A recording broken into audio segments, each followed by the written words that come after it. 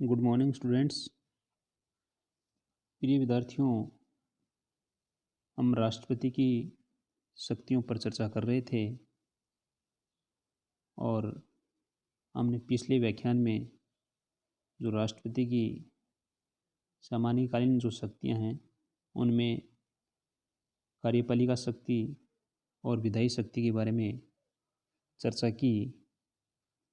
आज हम जो राष्ट्रपति की अन्य जो सामान्यकालीन शक्तियां हैं उनके बारे में चर्चा करेंगे और इनमें प्रमुख रूप से न्यायिक शक्तियाँ, वित्तीय शक्तियाँ, सैन्य शक्तियाँ और राजनीतिक जो शक्तियाँ हैं उनके बारे में आज के व्याख्यान में हम चर्चा करेंगे। न्यायिक शक्तियों में हम राष्ट्रपति की जो न्यायिक शक्तियाँ हैं उनमें चर्चा करेंगे। हालांकि नीति निर्देशक तत्वों में जो संविधान का अनुच्छेद 50 वो ये कहता है कि राज्य न्यायपालिका और कार्यपालिका को अलग करेगा, इसलिए राष्ट्रपति को न्यायिक क्षेत्र में प्रत्यक्ष रूप से हम कह सकते हैं कि हस्तक्षेप का कोई विशेष अधिकार नहीं है। लेकिन फिर भी भारतीय संविधान द्वारा राष्ट्रपति को कुछ न्यायिक शक्तियाँ प्रदान की गई हैं। उन न्यायिक शक्तियों में क्षमादान की जो शक्ति है वो प्रमुख है।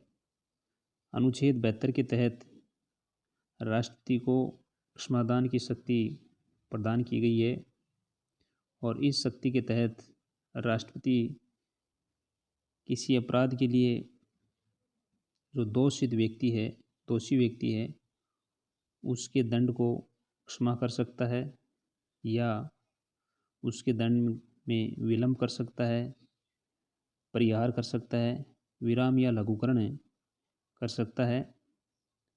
हालांकि राष्ट्रपति अपनी शक्ति का प्रयोग मंत्रिपरिषद की सलाह से ही करता है और राष्ट्रपति को ये शक्ति निम्नलिखित मामलों में प्राप्त हो सकती है, जैसे सैन्य न्यायालय द्वारा दंड दिया गया हो, दूसरा संघीय विषय संबंधित किसी विधि के विरुद्ध अपराध के लिए दंड दिया गया हो या मृत्युदंड दिया गया हो।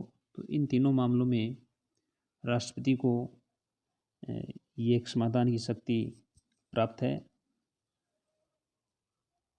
क्षमा से हमारा जो अर्थ है वो है दंड की पूर्ण रूप से मुक्ति से है, यानी कि क्षमा का अर्थ है कि उस व्यक्ति ने कोई अपराध ही नहीं किया हो। तो इस शक्ति के तहत राष्ट्रपति जो दोषित व्यक्ति है उसके दंड को समाप्त करता है और उसे उसी स्थिति में ला देता है जैसे कि हम कह सकते हैं कि उसने कोई अपराध किया ही नहीं हो, अर्थात वह पूर्ण रूप से निर्दोष हो जाता है।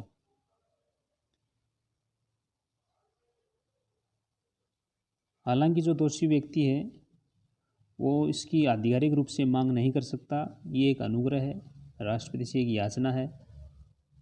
तो ये राष्ट्रपति का अधिकार है कि वह उसकी मांग को मानता है या नहीं मानता है।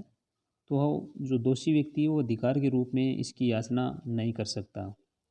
तो क्षमादान में पहला क्षमा अर्थात दंड से पूर्ण रूप से मुक्ति, यानी कि उस व्यक्ति ने कोई अपराध ही नहीं किया हो। दूसरा है विलंबन। इसके तहत राष्ट्रपति किसी मृत्युदंड प्राप्त व्यक्ति की जो सज़ा है उसको अस्थायी रूप से निलंबित कर सकता है और प्रविलंबन का उद्देश्य दोषी व्यक्ति को क्षमादान या दंडादेश के जो स्वरूप है उसमें परिवर्तन हेतु याचना के लिए समय दिया जाता है ताकि उसकी सज़ा को कुछ समय के लिए टाला जा सके, यानी उसको एक मौका और दिया जाता है। तीसरा जो राष्ट्र क्षमादान में तीसरी जो शक्ति है राष्ट्रपति की वो है परिहार, और इसके तहत दंड की जो प्रकृति है उसमें परिवर्तन किए बिना दंड की मात्रा को कम कर दिया जाता है। यानी जो दंड की मात्रा है उसको कम कर दिया जाता है। और परिहार में जैसे किसी व्यक्ति को 4 वर्ष का कठोर कारावास मिला हो, तो इसके तहत राष्ट्रपति उसके कारावास को कम कर सकता है। जैसे 4 वर्ष के कठोर कारावास को 2 वर्ष में करना हम कह सकते हैं कि परिहार है। अगली जो है इसमें वो है लघुकरण। और लघुकरण में दंड की प्रकृति में परिवर्तन करते हुए इसे कम किया जाता है। जैसे 2 वर्ष के कठोर कारावास को हम कह सकते हैं कि 1 वर्ष के साधारण कारावास में बदलना। और विराम के तहत किसी विशेष कारण से दंड की मात्रा को कम कर दिया जाता है। जैसे मान लीजिए गर्भवती महिला के मृत्यु दंड को साधारण कारावास में परिवर्तित करना। तो ये विशेष परिस्थितियों में विराम का राष्ट्रपति है वो प्रयोग करता है। तो जो परिहार और लघुकरण है उसमें अंतर ये है कि परिहार में दंड की प्रकृति में किसी प्रकार का परिवर्तन नहीं किया जाता है और दंड की जो मात्रा है उसको कम किया जाता है, जबकि लघुकरण में दंड की प्रकृति में परिवर्तन करते हुए इसे कम किया जाता है। हालांकि भारतीय संविधान के तहत राज्यपाल को भी अनुच्छेद 161 के तहत क्षमादान की शक्ति प्राप्त है, लेकिन राष्ट्रपति और राज्यपाल दोनों की क्षमादान की शक्तियों में अंतर है। ये राष्ट्रपति है वो सभी प्रकार के जो मृत्युदंडादेश के मामले हैं उसमें उसको क्षमादान की शक्ति प्राप्त है, लेकिन राज्यपाल को मृत्युदंड के मामले में क्षमादान की शक्ति प्राप्त नहीं है। और दूसरा अंतर ये है कि राष्ट्रपति को जो सैन्य न्यायालय हैं यानी कोर्ट मार्शल के मामलों में भी क्षमादान की शक्ति प्राप्त है, लेकिन राज्यपाल को ये शक्ति प्राप्त नहीं है।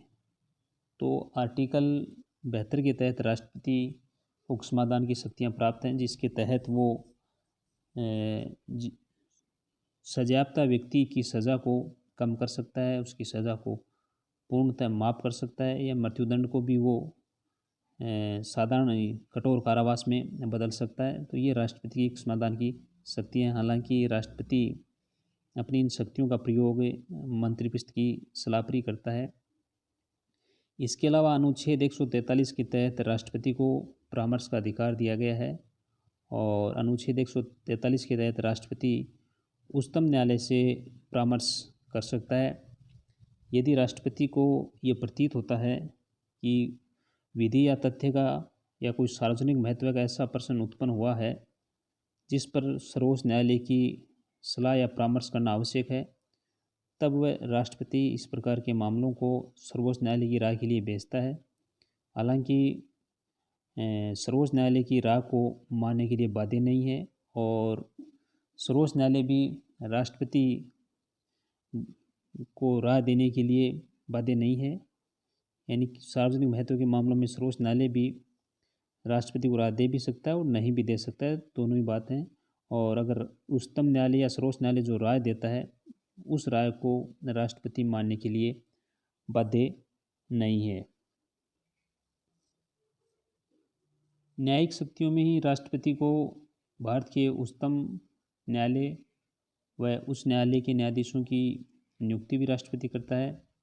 और हालांकि उच्चतम न्यायालय के वरिष्ठ न्यायाधीश को ही मुख्य न्यायाधीश बनाने की परंपरा रही है और अन्य न्यायाधीशों की नियुक्ति में मुख्य न्यायाधीश की परामर्श से राष्ट्रपति करता है। और राष्ट्रपति उस न्यायालय के मुख्य न्यायाधीशों को नियुक्त करते समय उच्चतम न्यायालय के मुख्य न्यायाधीश व संबंधित राज्य के राज्यपाल से परामर्श करके न्यायाधीश की नियुक्ति करता है, जबकि अन्य न्यायाधीशों की नियुक्ति में वह मुख्य न्यायाधीश के साथ साथ उस न्यायालय के मुख्य न्यायाधीश से भी परामर्श करता है।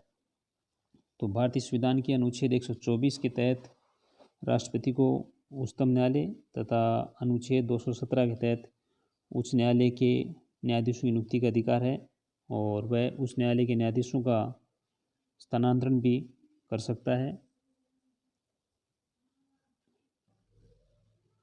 अगली जो राष्ट्रपति की शक्तियाँ हैं वो वित्तीय शक्ति है।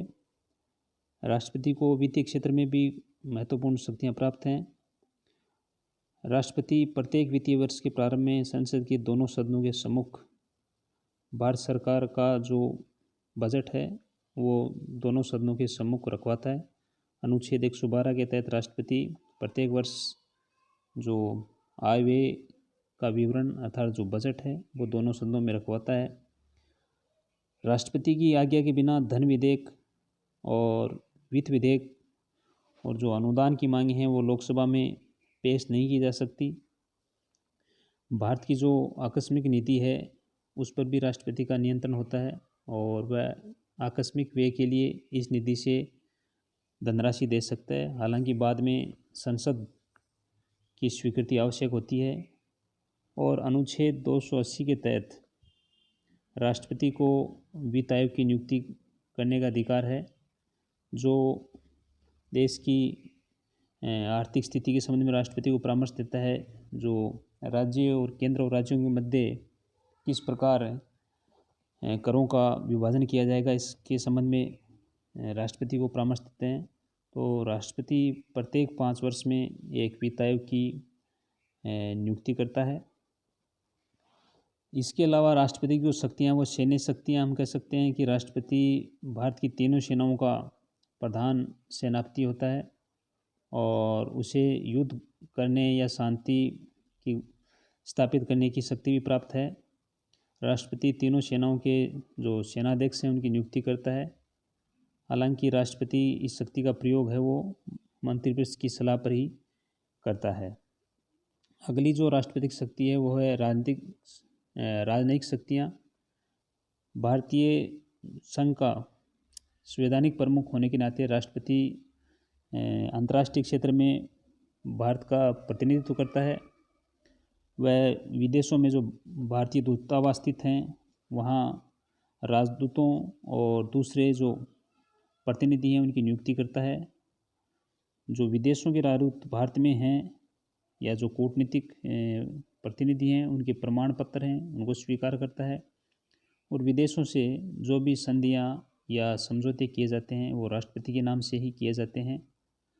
हालांकि ये सारे निर्णय मंत्रिपरिषद ही करती है, लेकिन वो किए जाते हैं राष्ट्रपति के नाम से ही।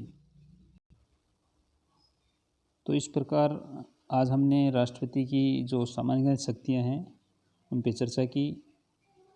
क्योंकि भारत में संसदीय शासन प्रणाली होने के कारण जो संवैधानिक प्रधान या संवैधानिक मुखिया है राष्ट्रपति है और संविधान के विभिन्न अनुच्छेदों में राष्ट्रपति की जो शक्तियाँ, अधिकार एवं कर्तव्य हैं उनके प्रावधान भारतीय संविधान में किए गए हैं। हालांकि इन शक्तियों का प्रयोग जैसे कि हम पहले ही चर्चा कर चुके हैं कि मंत्रिपरिषद की सलाह उसके परामर्श पर ही करता है।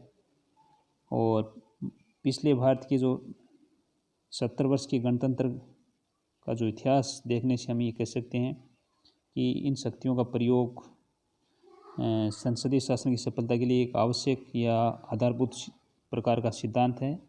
हालांकि कई अवसरों पर इनकी उपेक्षा भी की गई है, लेकिन इन सब के बावजूद हम कह सकते हैं कि राष्ट्रपति की जो शक्तियाँ और अधिकार भारतीय संविधान के अंतर्गत जो इसे प्रदान किए गए हैं वो